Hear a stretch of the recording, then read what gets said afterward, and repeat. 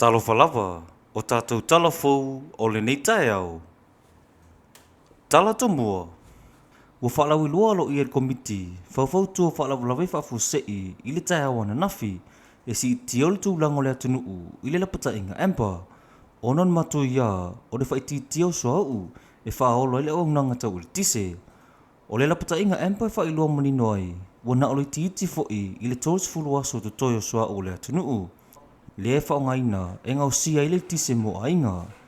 Pis nisi mau au nanga le malo. I lalo le neitu langa. U whamao niel pu lengo tau il tise. Le amata ino pao sitting. Po le whai titio le tise i vahenga si ese o le atunuu. Ina ia mawhai no wha aso tutusa le malo si anga. O lo tutoe matau sian mau tuol sa palai. U whautua ina fo ia onga uma. Ina ia sa unia toe anga ia tu le whainga remote learning. Pe a whai e whaawau pe le whaale tonu sa palai o le tise ia so i luma. Ua wha mamawhar komiti whawhautua whaalawarawai whawhau sei. Le tā uon ngā lulua whaatase o le atunuu. E au fia le whaititi o le whaonga ino le tise i taimi e le mana o mi hai. Ina ia whatosoani le whasawina o le soha uolo totoe. Nisi o tala. Ua wala awina tamiti a onga umoi Samoa. E au waisi awa noa whaawau malo tā ua. E tā ua le Bringing Children Pacific Voices to COP31.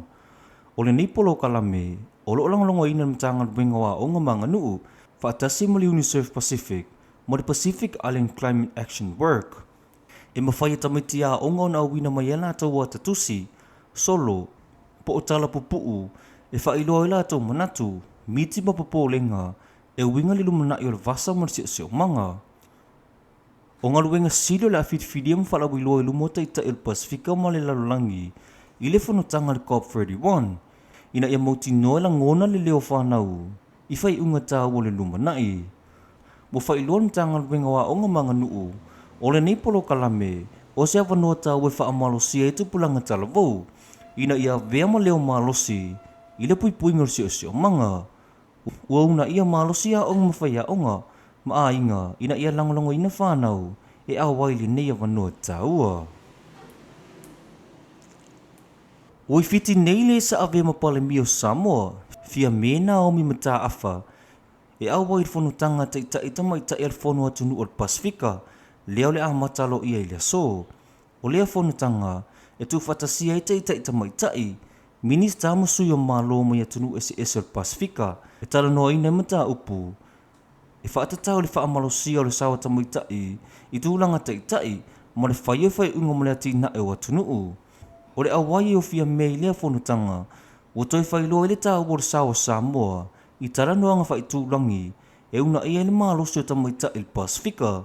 O le whanutanga foi, o le atau lai au wala e whaatele ina ia wanoa, mo tamai ta i mateina iti, whaapea le awei no ala tau fina ngalo, i whai unga tā ua, e a fia le lumana i il Pasifika.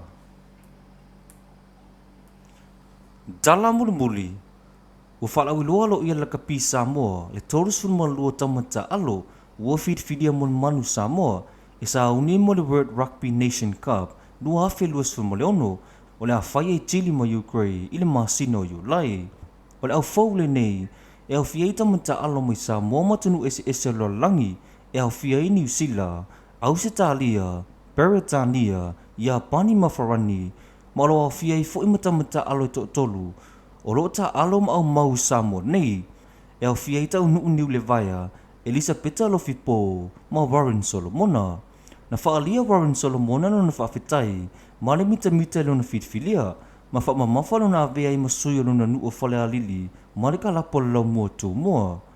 O le ulua i whaia o ngā mo whitwhilia, o le malo tu si ata pisi, na ia sau no foi, o la ia nofo pei nei, e ngā lulua i whaatasi mali i o whitwhilia i na manu Samoa, o lo whaapeon au maui nei Samoa, na whai lorsi i o laka pi Samoa, seu manu Douglas ni kau chan.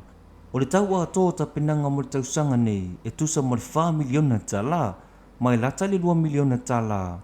O le awha alu le neita misanga, o le pu e o whaatulanga mai le manu Samoa, e au fia i Hong Kong, Georgia, ma Romania, o le masino yo lai o le neita usanga, o le amatalia i le neita misanga.